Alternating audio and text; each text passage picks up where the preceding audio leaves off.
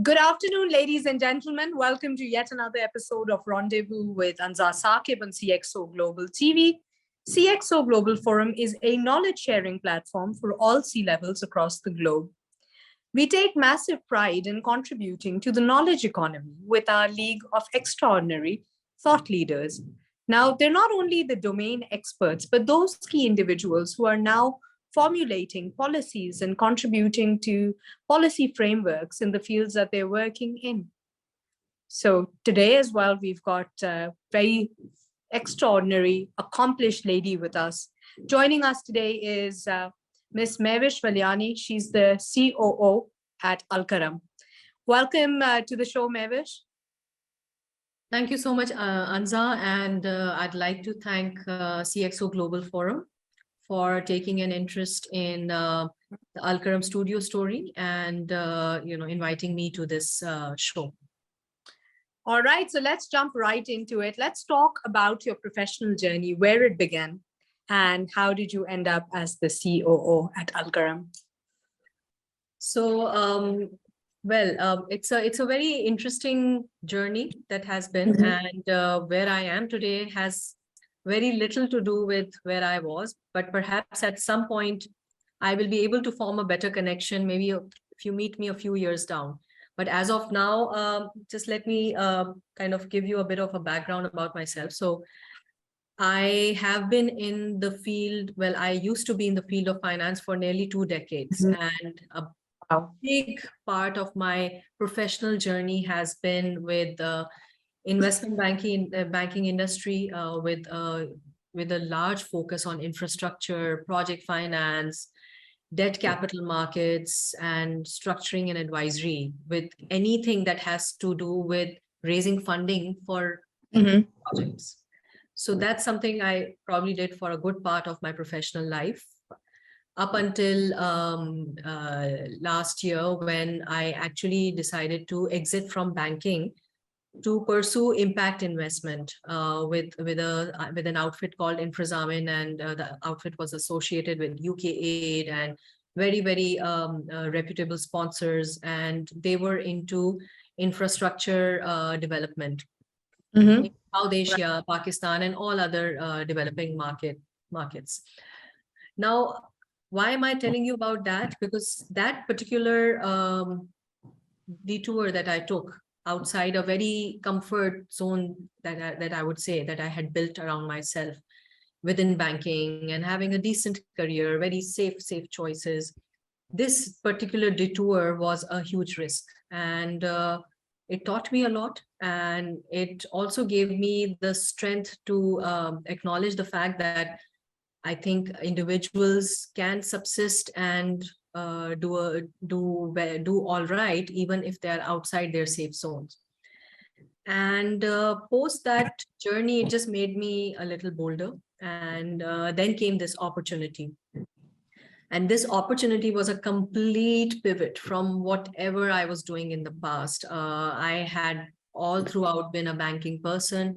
And even in banking, it was a very niche career that I had, which was investment banking. And within that, the specialization was infrastructure, which is something not every banker, when you ask a banker, they'd be like either deposit raising or loan giving, but mine was a very specialized area.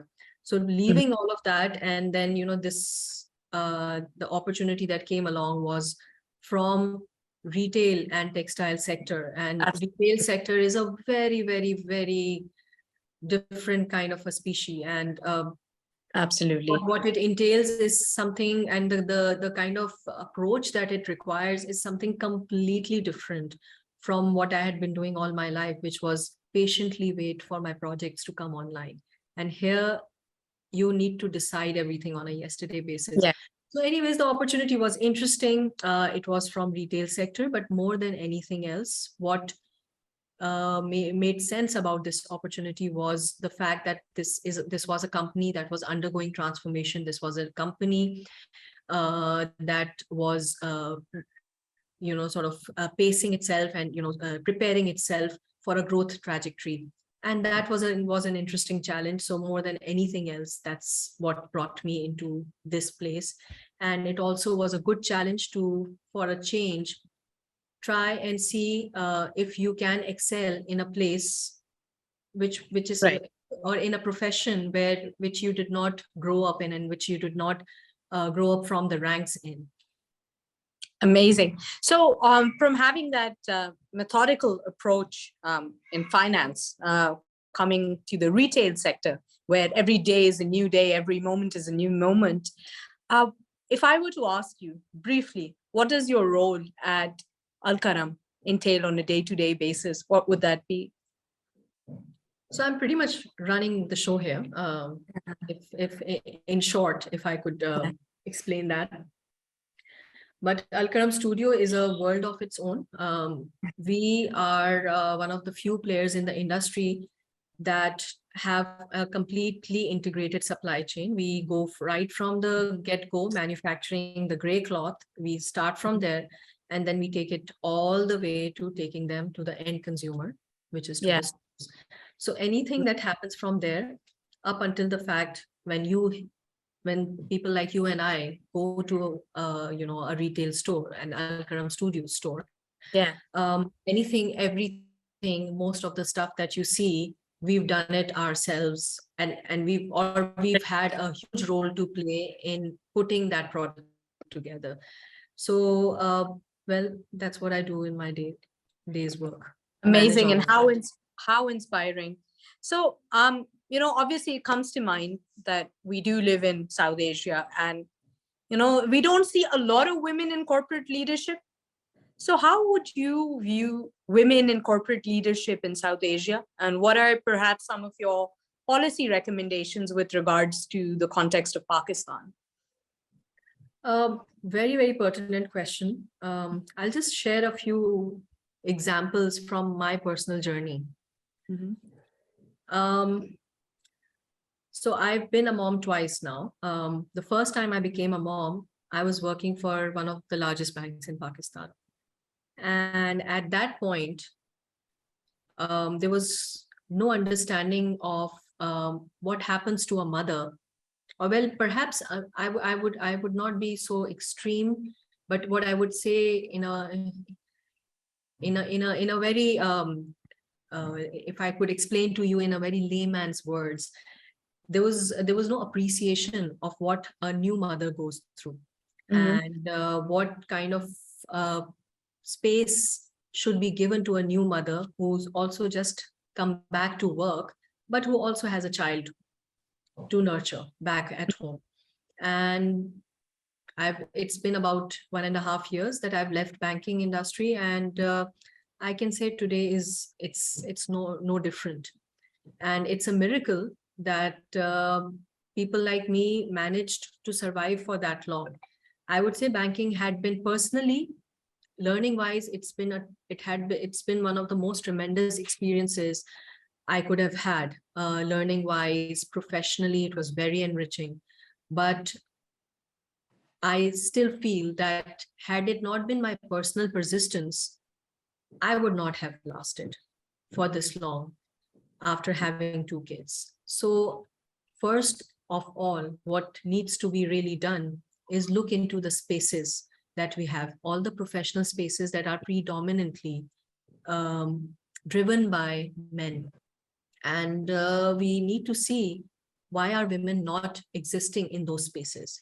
The space that I came from, banking, there are very few women. There are very few Gen Z women. There are very few millennial women. I come from Gen X, right? So people like me are almost non-existent there. People who are married and moms. And that's a shame, because majority of the women in Pakistan come from that pedigree. They are not single, right? So the work environment has to support moms. The work environment has to be conducive for moms to be able to make it through the corporate ladder. So that's one of my first policy recommendations, to see that why is it that out of a population that represents 50% of Pakistan, why is it that when it comes to labor force participation, we're just 22%? Because conditions at those employment places perhaps are not used to having women around. And about time we start thinking about that, because women, most of us do get educated. Most of us are equipped with all those tools to make it to workplaces. But I think the dropouts start happening once a woman gets married or once she has kids. And there is just no concept of supporting a working mother. Well, now it started to happen, but it needs to happen faster. It's not Exactly. happening fast enough. Absolutely. And no, I'll definitely agree at that point, because like if I talk about myself, and we've grown up with that culture of inclusivity even at the workplace. So it's very, very important for MNCs and the culture that we're used to. You cannot have an office space if you do not have a separate dedicated ladies room, changing rooms for young mothers, and you have to make the workplace very inclusive. And I think that has come post COVID in particular. A lot of the shifts in work culture have resulted in the realization that we need to make more and more gender inclusive workspaces. Thank you for sharing.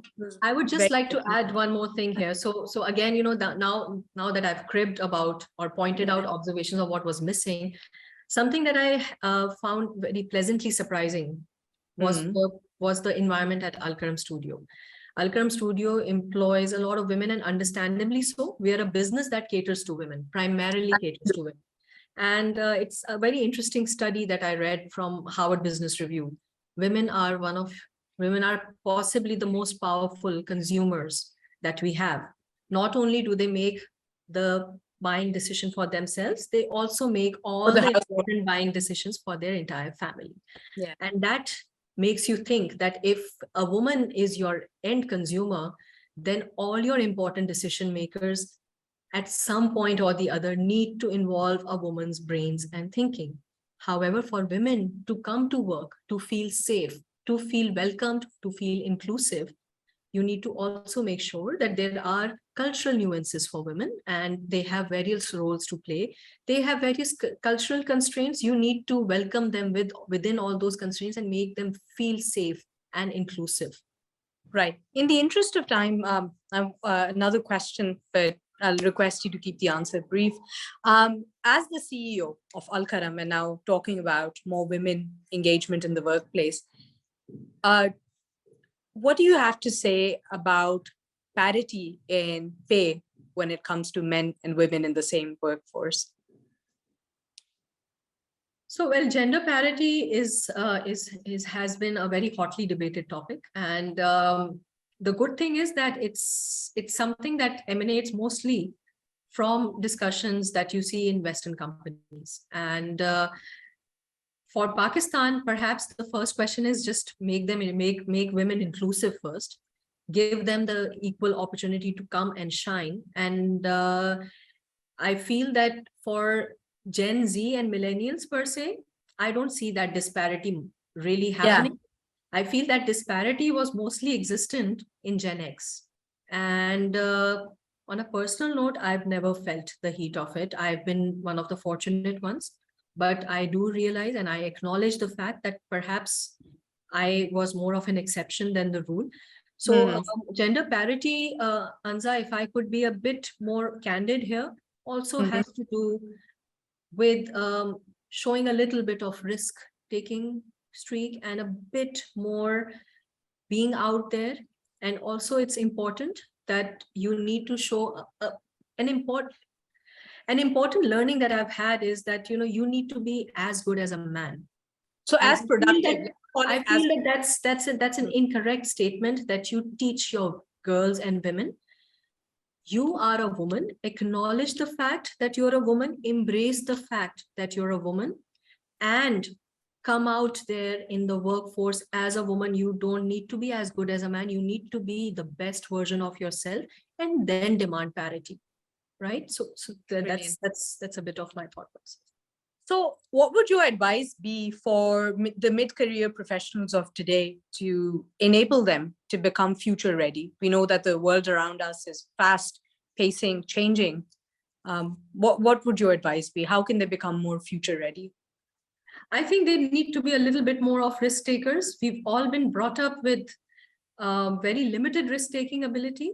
And if you're taking a risk, people either call you out on it, call you a maverick. Yeah. I would say that this perhaps will become the need of the hour rather than being an exception to the rule. You need to experience risk to get into a new experience. So my advice would be that just break that risk appetite barrier of yours and get out there and experience what the world has to offer to you. Personally, that has been very, very, very helpful to me. Thank you. So we spoke a lot about work. So let me now come to your personal life as well a little. How do you unwind after work? Because I know being the COO of a huge company like Alkaram means that you're probably working 25 hours a day. Well, you can say that. Yeah. So how do you unwind after work? Like, how do you keep the balance? So right now is a very wrong time to ask me because I actually don't keep a balance. But normally, what keeps me grounded is my family. I have 2 kids and 2 very vibrant and very active kids who have their own world of imagination, and I prefer to go home and get lost in their world.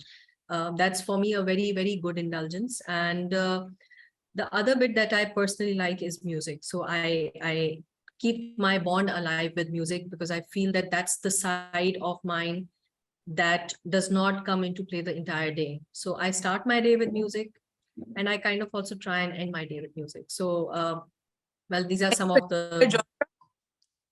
Sorry? Any particular genre? Well, I am more of a 70s and 80s pop rock Nice. kind of a person. Yeah. Great. So we saw your LinkedIn profile and mashallah, there's so many accolades and a lot that we have there. But for the knowledge of our audience, any 1 or 2 things that we perhaps could not gauge from your LinkedIn profile? Well, look, that's the professional side, right? So I think professionally, I try and be very authentic, and whatever I put up out there as content is something I'm personally curating for myself also. A lot that you would see in terms of what I'm sharing there is are messages that I give myself every day. So professionally, whatever that needs to be heard about me, or whatever needs to be understood about me is out there. And on a personal note, well, again, I'm a very private person. I am so not there on social media. My social media perhaps only consists of posts regarding Alkaram Studio. So I am generally a very private person, then I keep it that way. Lovely. Right. What inspires you to show up to work daily? Like, what is that one thing, even if you've had a long night, you're tired, what is that one thing that inspires you? Alkaram Studio's growth ambition and the story that we have started to write about Alkaram Studio.